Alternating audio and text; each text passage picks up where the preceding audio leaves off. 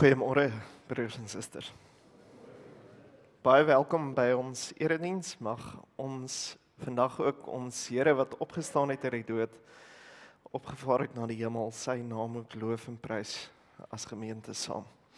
Voordat ons begin met ons voorafsang, ons het hierdie week verneem dat een van ons lidmate se man oorlede is, Patrick Foster, en ons wil graag in ons gebede aan hulle as gesin dink. Kom ons staan net 'n oomblik op en bid net vir die Here ook vir hulle vir vrede.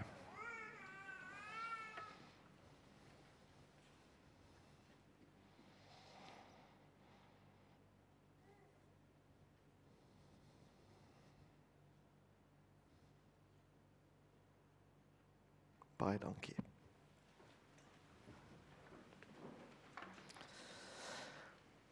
Ons gaan ons diens begin deur 2 liedere vooraf saam te sing. Die eerste is lied 213 vers 1 en 2 en dan lied 219 vers 1 en 2. Kom ons sit dit terwyl ons sit en daarna gaan ons die seën van die Here ook ontvang.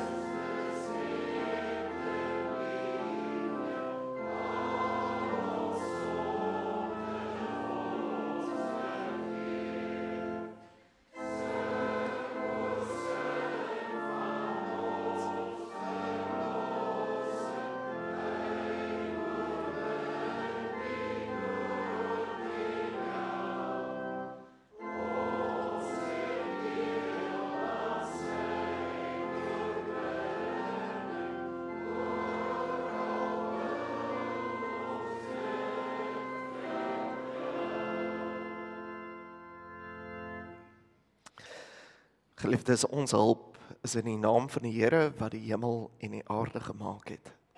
Genade en vrede vir julle van God ons Vader en ons Here Jesus Christus deur die kragtige werking van die Heilige Gees. Amen. Ons gaan nou saam sing uit Psalm 100 vers 1, 2, 3 en 4 en daarna gaan ons saam staan om ons geloof te bely.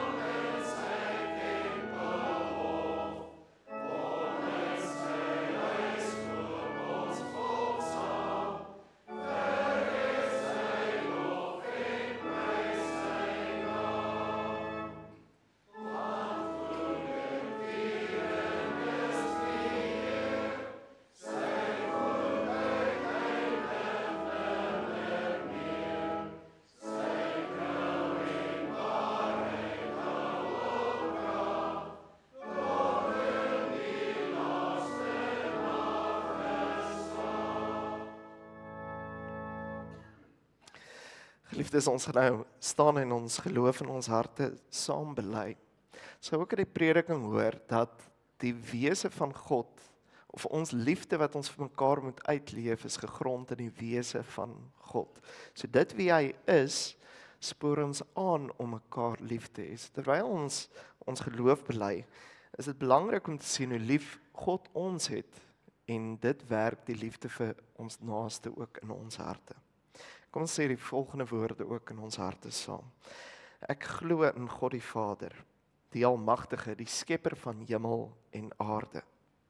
En ek glo in Jesus Christus, sy eniggebore Seun, ons Here, wat ontvang is van die Heilige Gees, gebore uit die maagd Maria, wat gelei het onder Pontius Pilatus, gekruisig is, gesterf het en begrawe is, wat die angste van die hel ondergaan het, wat op die 3de dag weer opgestaan het uit die dood, opgevaar het na die hemel, en hy sit aan die regterhand van God, die Almagtige Vader, waarvandaan hy weer sal kom om die lewendes en die dooies te oordeel. Ek glo in die Heilige Gees. Ek glo aan 'n heilige algemene Christelike kerk, die gemeenskap van die heiliges, die vergifnis van sondes, die opstanding van ons liggame, en ek glo in die ewige lewe. Amen. Ek kan maar sit.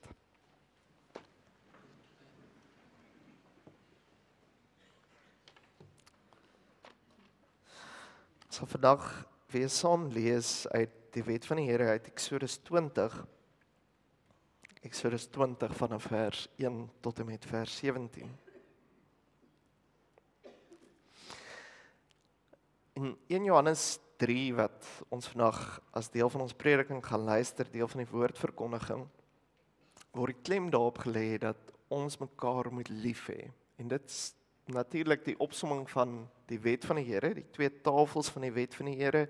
Eerste tafel wat sê ons moet die Here ons God bo alles lief hê, en dan die tweede tafel van die wet is ons met ons naaste lief hê soos onsself.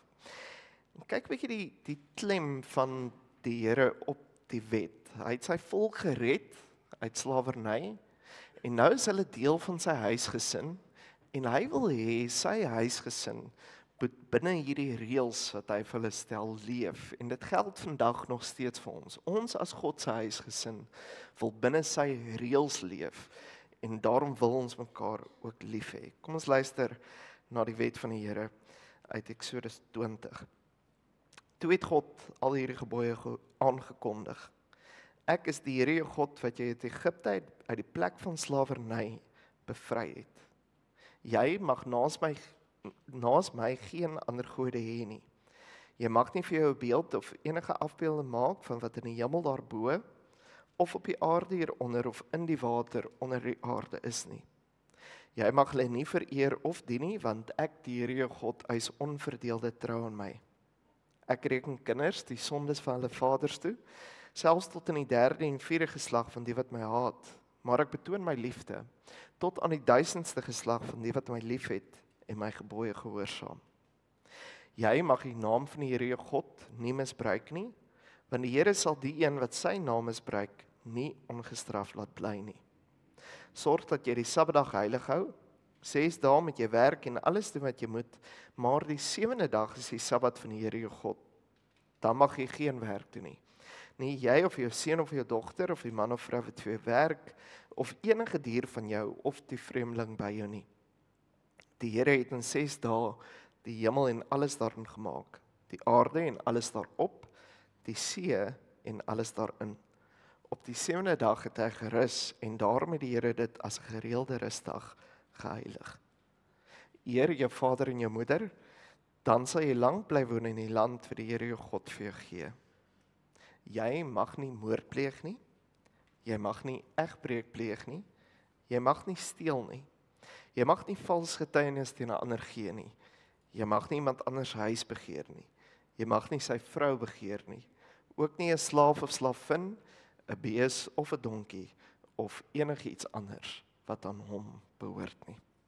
Geliefdes, kom ons antwoord op die wet van die Here deur saam te sing uit Psalm 34 vers 1 en 2 en daarna gaan ons saam bid.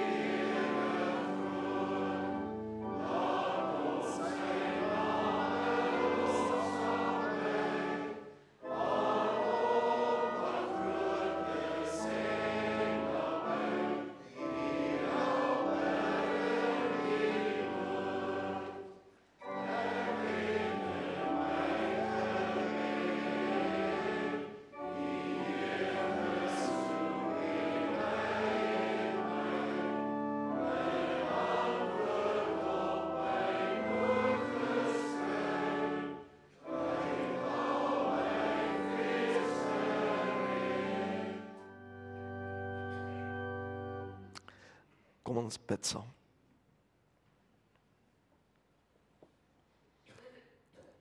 Ons Vader wat in die hemel is, Here, terwyl ons donderdag gedink het aan die hemelvaart van ons Here Jesus Christus,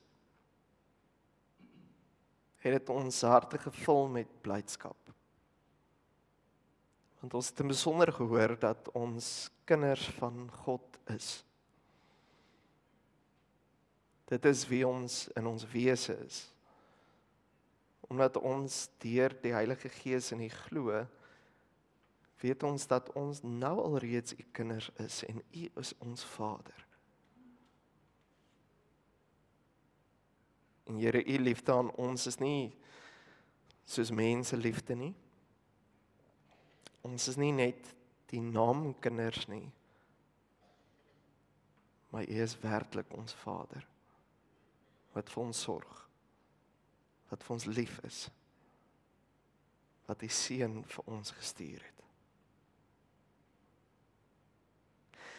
En Here, omdat ons nou u kinders is, omdat ons deel van u familie is, wil ons anders leef. Wil ons mekaar lief hê. Help ons om dit vandag ook raak te sien. Help ons om te sien hoe u die kerk verander. Die kerk oproep. Die kerk beveel om mekaar lief te hê. En nie net die wêreldse liefde wat leë lippetaal is nie, maar liefde wat oorgaan in dade. Vader, en daarom kom ons in biddende afhanklikheid na u toe, en ons as gereformeerde kerk ons op baie wil u smeek om ook hierdie tipe liefde in ons harte te werk deur die Heilige Gees. Vader, help ons om te sien hoe ons mekaar moet lief hê. Maar gee ook ons die krag om mekaar so lief te hê. Ons bid dit om Jesus Christus se naam. Amen. Ons gaan nou saam sing voordat ons uit die Here se woord lees, uit Skrifverhouding 1:3 vers 1 en 2, en daarna gaan ons saam lees uit die Here se woord.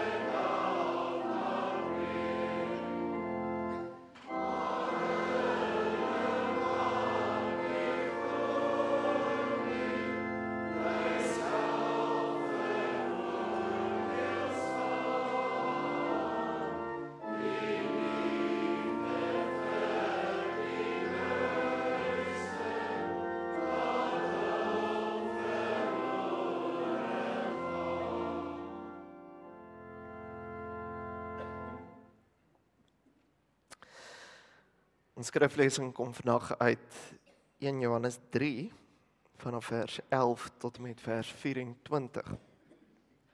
En ons fokusvers is dan ook vers 11. Ek wil ons saam lees vanaf vers 10. Vers 10 het ons donderdag aand saam gelees. Maar dit sluit baie mooi aan by hierdie gedeelte. 1 Johannes 3 vanaf vers 10.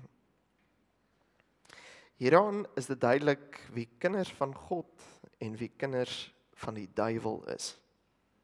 Iemand wat nie regverdig lewe nie en nie sy broer liefhet nie, behoort nie aan God nie. Dit is immers die boodskap wat julle van die begin af gehoor het. Ons moet mekaar lief hê. Moenie soos Kain wees nie. Hy het aan die bose behoort en het sy broer vermoor. En waarom het hy hom vermoor? Omdat sy eie dade sleg was en sy broer se reg. Broers, moenie verbaas wees as die wêreld julle haat nie. Ons weet dat ons klaar uit die dood na die lewe oorgegaan het, want ons het ons broers lief. Wie nie lief het nie, bly in die dood. Elkeen wat sy broer haat, is 'n moordenaar. En julle weet dat geen moordenaar die ewige lewe het nie. Hieraan weet ons wat liefde is. Jesus het sy lewe vir ons afgelê. Ons behoort ook ons lewens vir ons broers af te lê. Wie aardse besittings het en sy broer sien gebrek ly, maar geen gevoel vir hom het nie, hoe kan die liefde van God in hom wees? Liewe kinders, ons liefde moenie net woorde en lippetaal wees nie, maar moet met die daad bewys word, en dan in opregtheid. Hierdeur kan ons ook te wete kom dat ons aan die ware God behoort, en kan ons gewete voor hom tot rus bring. As ons gewete ons veroordeel, God is groter as ons gewete, en hy weet alles. Geliefdes, as ons gewete ons nie veroordeel nie, het ons vrymoedigheid om na God te gaan. En wat ons vra, kry ons van hom, omdat ons sy gebooie gehoorsaam en doen wat hy goed vind. En dit is sy gebod. Ons moet in sy seun, Jesus Christus, glo, en ons moet mekaar lief hê, ooreenkomstig die gebod wat hy ons gegee het. Wie sy gebooie gehoorsaam, bly in God, en God in hom. Hieraan weet ons dat hy in ons bly. Hy het ons sy gees gegee. Ons fokusvers gaan ek vir ons saam lees, alhoewel ons eintlik op die hele gedeelte gaan fokus. Ons staan in vers 11. Dit is immers die boodskap wat julle van die begin af gehoor het. Ons moet mekaar lief hê. Geliefdes, soos ons gesê het in die vorige gedeelte wat ons donderdag aand behandel het met hemelvaart, is die punt vir ons duidelik gemaak, ons is kinders van God. Dit is wie ons in ons wese is. Hy is ons Vader, wat vir ons sorg, wat vir ons omgee. En omdat hy ons Vader is, omdat ons nou kinders van God is, moet ons ook as kinders van God leef. En dit is die fokus van hierdie gedeelte. God se familie moet binne sy reëls leef. Maar wat ons uit hierdie gedeelte moet raak sien, is dat dit 'n konstante stryd is. Johannes verduidelik die liefde wat ons vir mekaar moet hê, maar die liefde wat ons hierin sien, is amper die ideale liefde waartoe ons moet streef, en daarom is dit elke dag vir ons 'n stryd om by hierdie liefde uit te kom. En ons mag dit nie vandag mis nie, want dit is vir ons elkeen 'n stryd. Elkeen van ons moet elke dag stry om hierdie liefde, in die liefde van God te leef. Onthou wat ons nou al 'n paar sondae terug en 'n paar sondae herhaal het oor ons belydenisskrifte, wat ons belydenisskrifte sê, en dit lê net 'n bietjie daai klem daarop dat hierdie gedagte is vir ons 'n stryd, is dat ons het 3 aardsvyande. Elke gelowige is in hierdie stryd, en dit is ons eie sondige natuur, die sondige wêreld en die duiwel. En die derde aardsvyand is waarop Johannes eintlik in hierdie gedeelte fokus, is die duiwel. Die duiwel is ook kragtig, en ons fokus is vandag daarop dat ons moet in God se reëls en sy familie leef, en ons moenie na die duiwel se familie se reëls volgens sy reëls leef nie. En dit is belangrik om te sien dat dit so 'n stryd is, want die duiwel is kragtig aan die werk in die wêreld. Ons kan nie sy werking onderskat nie. En hy, sy nommer 1 funksie, sy nommer 1 ingesteldheid, is om gelowiges te kry, om deel van sy familie te raak, om gelowiges te kry, sodat hulle lyk soos sy kinders. Maar geliefdes, dis nie wie ons is nie. Ons is in ons wese kinders van God, en daarom wil ons leef volgens ons opperherder se familie reëls. En dit is ook belangrik om te sien dat daar is nie 'n middeweg nie, nee. Ons net hierdie twee families. Of jy leef volgens die reëls van God, deur die genade van Jesus Christus, of jy leef volgens die kenmerke van die duiwel se familie. En dis wat ons in hierdie teks raak sien. Is of jy leef vir God en dit is uit liefde, of jy leef vir die duiwel en dit is uit haat. En dis al twee keuses wat ons in die wêreld het. Elke mens op hierdie aarde het hierdie keuse, of hy leef onder die reëls van God of die eienskappe van die duiwel. En die duiwel se familie, lees ons uit hierdie gedeelte, word oorheers deur moord en haat. En dit is weer die uiterste vorms wat Johannes vir ons verduidelik. Maar dis baie slings in ons lewe. Hoe die duiwel se eienskappe in mense se lewens kan lyk en nie noodwendig hierdie uiterste vorms het nie. Want ons lees uit hierdie gedeelte dat dit begin by jaloesie en naderhand raak dit haat en die uiteinde daarvan is moord, wat Johannes sê. En in hierdie gedeelte gebruik Johannes nou Kain as voorbeeld van die bose. Hy verduidelik vir ons wat is die kenmerke van die duiwelse familie en hy gebruik Kain as voorbeeld. Kain wat sy broer vermoor het. Maar wat nou interessant is en wat ons op moet let is dat dit was nie die duiwel se skuld nie.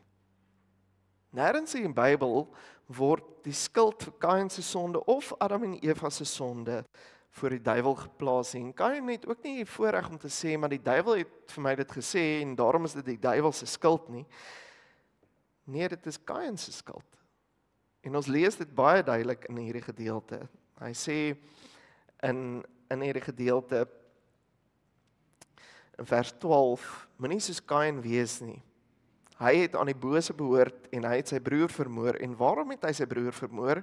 Omdat sy eie dade sleg was en sy broer se goed of reg. Kain se skuld.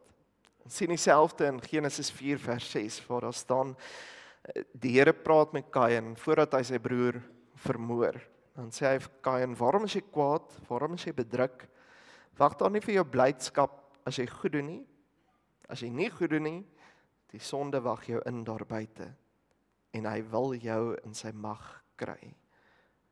Maar jy moet oor hom heers.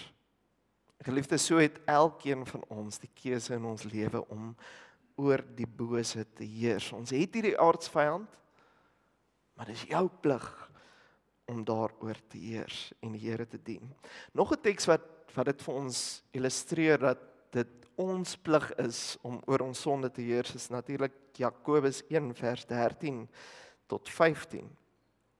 Staan in Jakobus 1 vers 13 tot 15, as daar oor versoeking gepraat word, versoeking om sonde te doen, dan staan daar iemand wat in versoeking kom, het nooit sê ek word deur God versoek nie. God kan ons nie versoek nie, dit ons lees uit hierdie gedeelte, dat die groot versoeker is die duiwel. Natuurlik het ons die drie aardsvyande wat ons ook versoek, ons eie sondige natuur en die sondige wêreld. Maar hy sê verder, iemand moet nooit sê ek word deur God versoek nie, want God kan nie verlei word nie, en self verlei hy niemand nie. Maar 'n mens word verlei, hoor mooi, deur sy eie begeertes wat hom aanlok en saamsleep. Daarna, as die begeertes bevrug geraak het, bring dit die sonde voort, en as die sonde ryp geword het, loop dit uit op die dood. Geliefdes, elkeen van ons moet maar al te goed pas op dat ons nie in hierdie lokval val nie. Want jy word konstant voor hierdie keuse gestel. Of jy leef onder die familiereëls van God, of jy leef volgens die eienskappe van die duiwel se familie en dit hang van jou af. En hoe gebeur dit? Jakobus verduidelik dit baie mooi, jy word verlei deur jou eie begeertes wat jou aanlok en saamsleep. Dis eintlik jou eie denke. As jy sien hierdie sonde lyk vir jou lekker en jy begin al hoe meer daaraan dink. En hoe meer jy daaraan gedink het, raak dit bevrug in jou, sê Jakobus. So jy dink meer daaraan dat dit 'n goeie idee is om dit te doen en dan begin jy dit doen. En hoe meer jy dit doen, hoe meer raak dit deel van jou hele lewe en dan kom dit wat Johannes in hierdie gedeelte sê, wie nie lief het nie, bly in die dood. Dis dan die kenmerk van jou hele lewe. So dit begin by 'n klein daad soos jaloesie en dan haat en dit loop uit op die dood, die geestelike dood. En die skuld hiervoor is by niemand anders as by ons nie. En daarom is ons elke dag in hierdie stryd. En Paulus bewys dat ons in hierdie stryd is. As ons net dink aan Paulus se lewe wat hy in Filippense is of aan die gemeente in Filippi skryf, dan is Paulus al 'n ou man. Maar dan sê hy nog steeds hierdie woorde in Filippense 3 vers 12 tot 14. Hy sê, ek sê nie dat ek dit alles al het of die doel al bereik het nie. So hy sê ek is nog nie daar nie. Maar wat doen ek? Maar ek span my in om dit alles myne te maak, omdat Christus Jesus my reeds syne gemaak het. Broers, ek verbeel my nie dat ek dit alles al het nie, maar een ding doen ek maak my los van wat agter is, en ek strek my uit na wat voor is. Ek span my in om by wenstreep te haal, sodat ek die hemelse prys kan behaal, waartoe God my geroep het in Christus Jesus. Geliefdes, in hierdie lewe is daar geen kitsoplossing vir gelowige nie. Elke dag moet jy konstant stry om jouself los te maak van dit wat agter is, los te maak van jou sonde en uit te strek om deel van die familie van God te leef. Want jy weet nou jy is 'n kind van die Here en daarom wil jy dit so leef. En dit gebeur nie outomaties nie. Jy moet daarteen stry, natuurlik deur die werking van die Heilige Gees. Maar dit vat inspanning. En dan kom Johannes in hierdie gedeelte en hy beskryf vir ons wat is die familie van God? Ons het gehoor ons is kinders van God. Nou hoe moet ons leef as kinders van God? En dit is opmerklik dat Johannes net in hierdie gedeelte in die hele brief praat hy van broers. Hy noem die gemeente sy broers. Ander gedeeltes in die brief het hy gesê liewe kinders of hy het ander geliefdes, byvoorbeeld in Hoofstuk 3 vers 2 spreek hy hulle aan as geliefdes, maar in hierdie gedeelte spreek hy hulle aan as broers, want dit is wat die familie van God kenmerk. As jy nou kind van God is, dan moet jy volgens sy familiereëls leef en dan moet jy broederliefde uitleef. Dis die kenmerk van God se familie. Ons moet mekaar lief hê. En dit begin by die kerk. Dit begin by medegelowiges. Die Here wil hê sy kinders wat onder sy heerskappy is, moet mekaar lief hê, innig lief hê. En hoekom doen ons dit? Ons doen dit omdat ons klaar van die dood na die lewe oorbeweeg het. Dit is wonderlik wat Johannes die heeltyd in hierdie brief sê. Nee, hy sê, julle het reeds die ewige lewe, julle het klaar van die dood na die lewe oorbeweeg. Julle is veranderde kinders van God. So leef nou as veranderde kinders van God, hê mekaar lief. Een van die geskiedenisskrywers, Jerome, in sy kommentaar op Galasiërs 6 vers 10, en dis 'n buitebybelse bron, so ons kan dit nie verifieer nie, maar dit is 'n wonderlike gedagte om eintlik daaraan te dink. Hy sê, dit is oorgedra dat Johannes, wat hier aan die woord is, naderhand toe hy nie meer kon preek nie as gevolg van sy ouderdom, het hy baie keer vir die mense gesê, klein kinders, hê mekaar lief. En dan het die hoorders hom geantwoord en gesê, leermeester, waarom sê jy dit altyd? Klein kinders, hê mekaar lief. En dan het hy geantwoord, dit is die wet van God. En as net dit gedoen word, is dit al klaar genoeg. So mooi, nee. Hê mekaar lief.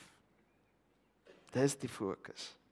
Dis wat kinders van God onderskei van kinders van die bose of kinders van die duiwel. So ons weet nou ons mekaar lief hê, want dit is wat kinders van die Here of familie van God doen, maar hoe lyk hierdie liefde? Wat kenmerk die liefde wat ons vir mekaar in hierdie gemeente moet hê? En weer eens geliefdes, dit begin by hierdie gemeente. Begin by ons wat broers en susters in die geloof is, en dan brei dit uit na verder toe. Ons gaan nou sien hoekom ons sê dit brei uit na ander mense toe.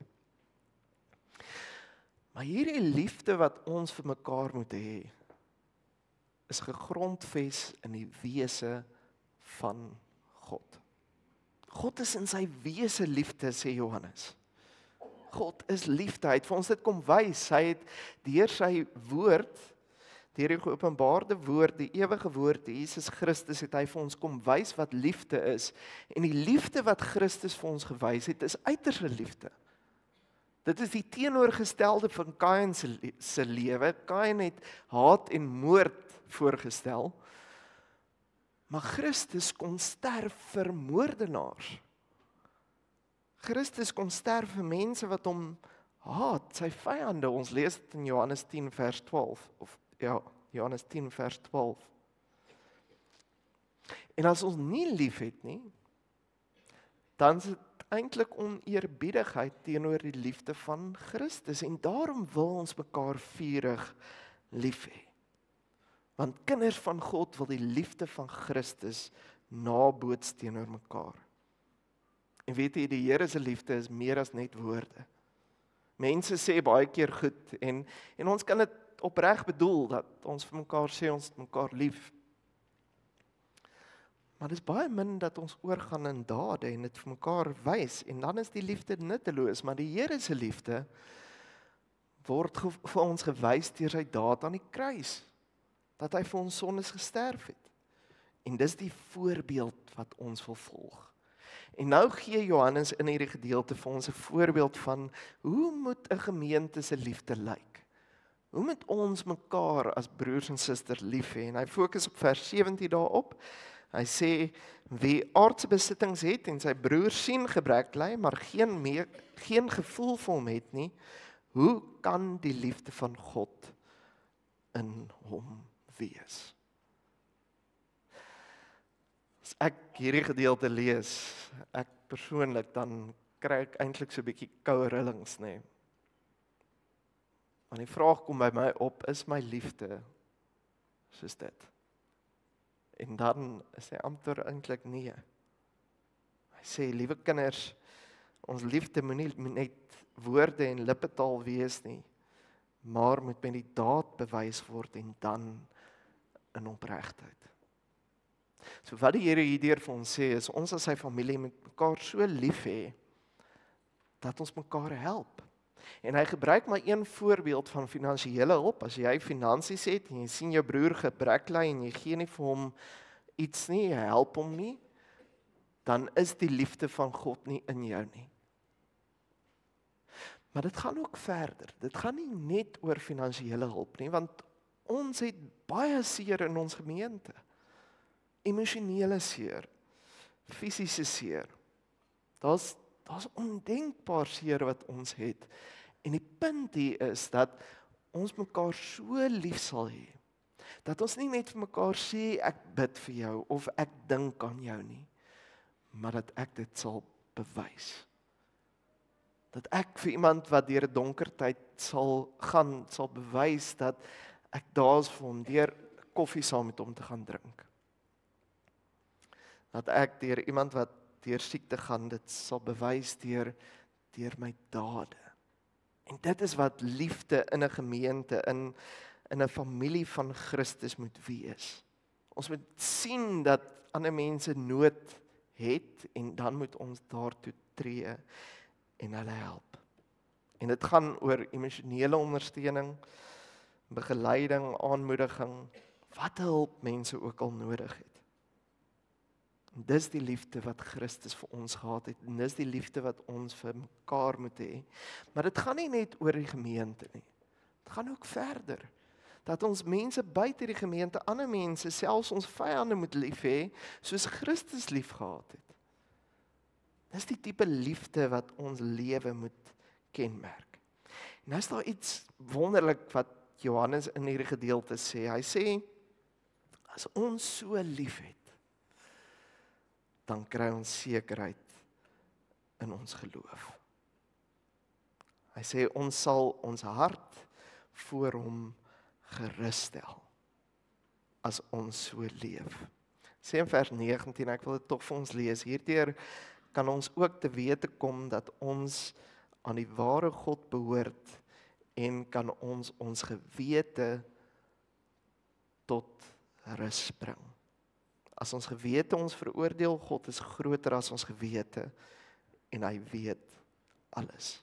So die punt wat Johannes hierdeur wil maak is, dat ons gewete kla ons baie keer aan.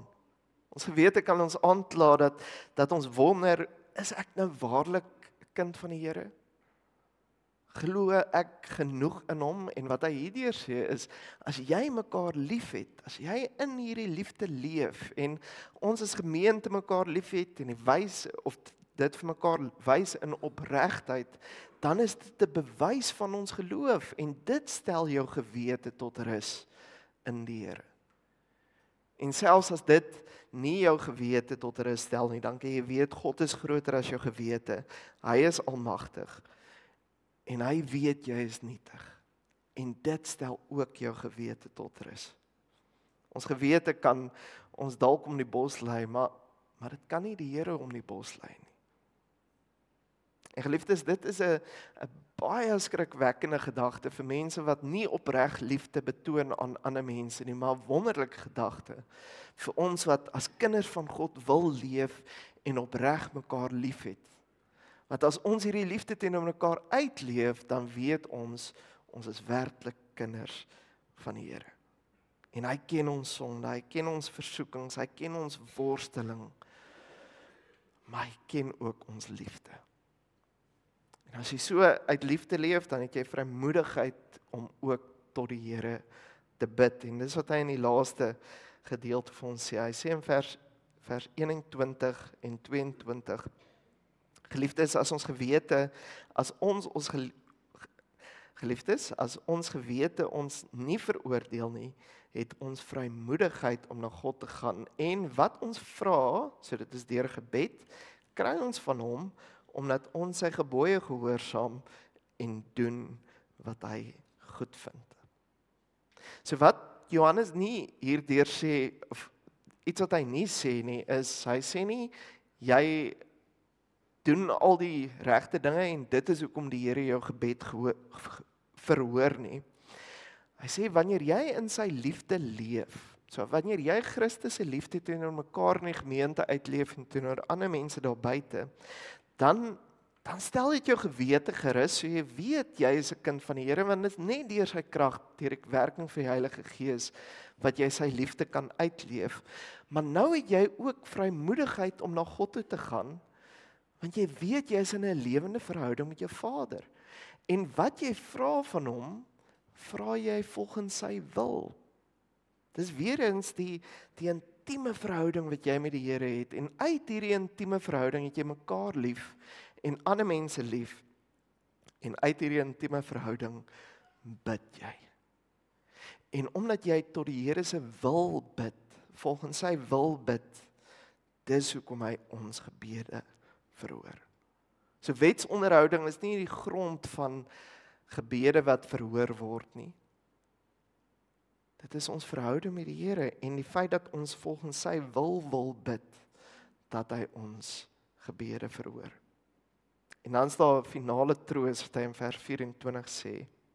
Hy sê, wie sy gebooie gehoorsaam, bly in God en God bly in hom. Hieraan weet ons dat hy in ons bly. Hy het sy Gees gegee. Geliefdes, ek en jy is nie in ons eie krag besig om as familie van God te leef nie.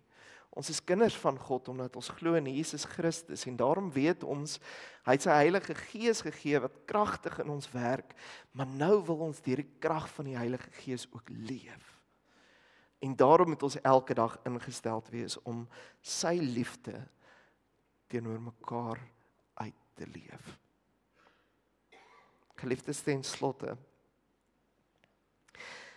eintlik som Johannes hierdie gedeelte so mooi op, self in vers 23. Hy sê, en dit is sy gebod.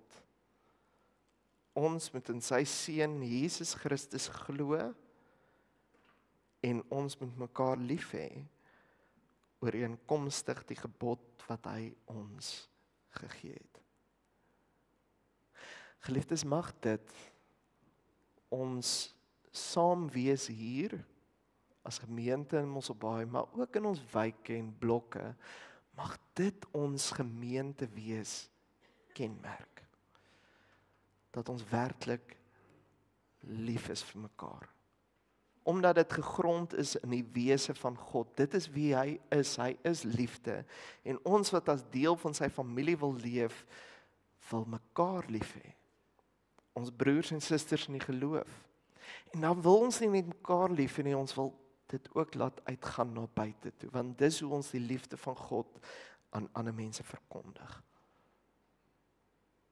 Stry elke dag om binne die grense van God se familie te leef en jy sal vrymoedigheid kry om tot hom te bid. Jy sal rus kry vir jou gewete. Amen. Kom ons bid nou saam.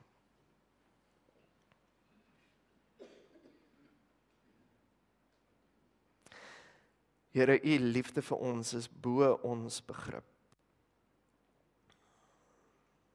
Dis bo ons begrip om te dink dat u sondige nietige mense liefhet en so liefhet dat u u seun vir ons gestuur het om vir ons sondes te sterf.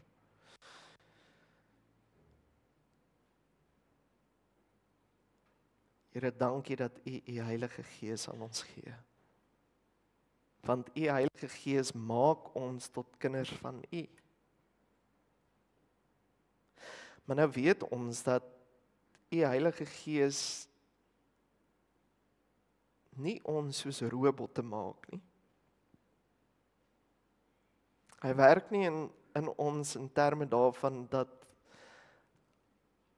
dat ons elke keer soos 'n robot reageer nie. Maar hy is 'n krag wat aktief in ons harte werk en ons moet deur hierdie krag leef. En daarom moet ons ingesteld wees elke dag om as u familie te leef. Here, help ons om teen die 3 aardsvyande wat ons het, ons eie sondige natuur, die wêreld en die duiwel te stry. En dat ons u liefde sal uitleef.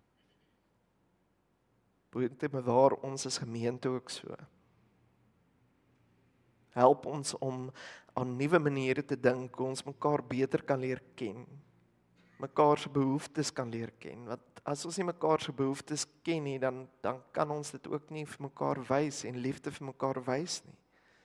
So help ons om mekaar so te kan leer ken, dat ons werklik die liefde teenoor mekaar kan uitleef. Want dan kry ons gemoedsrus by u. Dankie dat u ons ook verseker dat wanneer ons bid volgens u wil, u ons gebede ook verhoor. Here, help ons dat ons gebede nie selfgesentreerd is nie, maar dat dit op u gesentreer is, dat ons volgens u wil bid. En as ons volgens u wil bid, dan sal ons konstant in gebed intree vir ons naaste. Gaan asseblief met ons as gemeente, met die wat swaar kry, die wat seer het, die wat eensaam is, dat ons mekaar sal opbou, mekaar sal versterk en vir mekaar die liefde van Christus sal wys. Lei ons so deur die Heilige Gees, dat ons as familie van U sal leef. Ons bid dit om Jesus Christus se naam.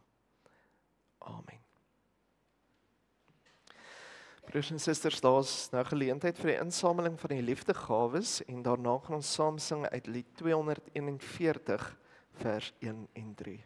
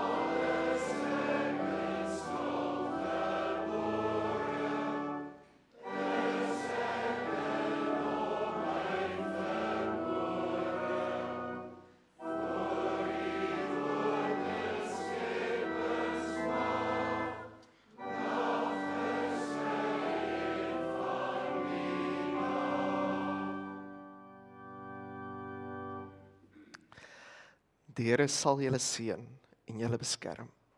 Die Here sal tot julle redding verskyn, julle genadig wees. Die Here sal julle gebede verhoor en aan julle sy vrede gee. Amen.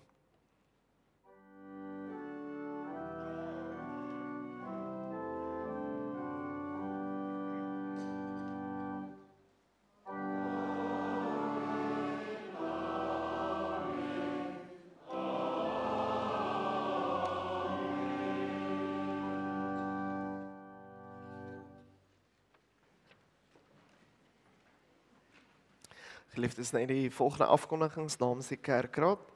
Ter approbasie word voorgehou as ouderling Ben Lindetjie en as diaken Stevie Hamman, Andrei Stein en Ingrid Lindetjie. Dan is daar geleentheid vir fotos, die wat nog nie fotos geneem het nie, van julle gesinne nie, of wat verouderde fotos op het by die bord.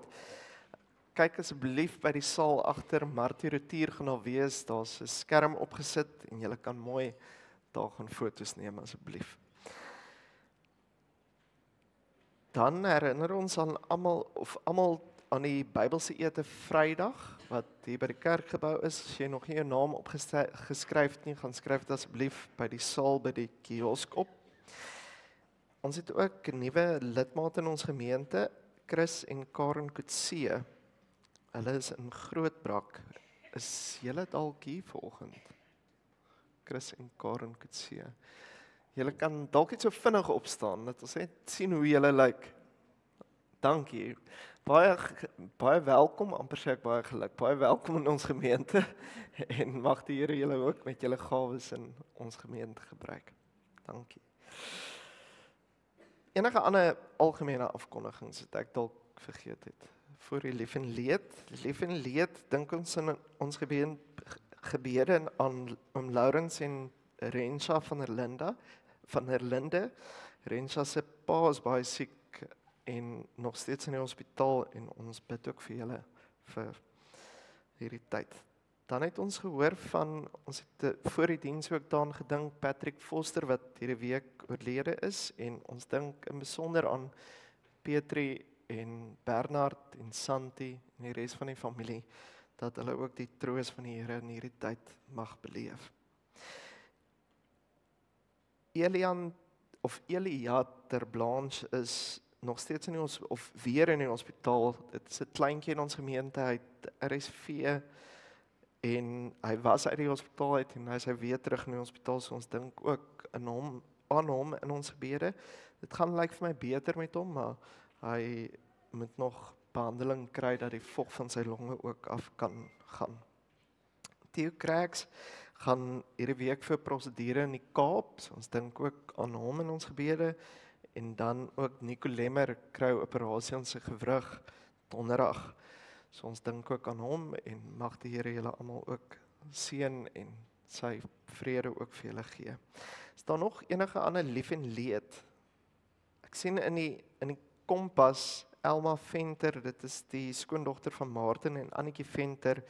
Sy is van Saudi-Arabië, sy het die afgelope weke groot operasie ook hier gekry. So ons bid ook aan haar, of vir haar vir vinnige beterskap. Dan het die verjaarsdag, hierdie week verjaar Marita van Wyk, June van Sail, Tian Labeskagni, Carly Skeepers, Gerard Stander, Salome Buys, Fred Opperman, Martin van Dijk, Mariana Kreer en Ansel Zeilstra. Baie geluk ook met julle verjaarsdag, mag dit 'n wonderlike dag wees. Geseënde dag vir almal.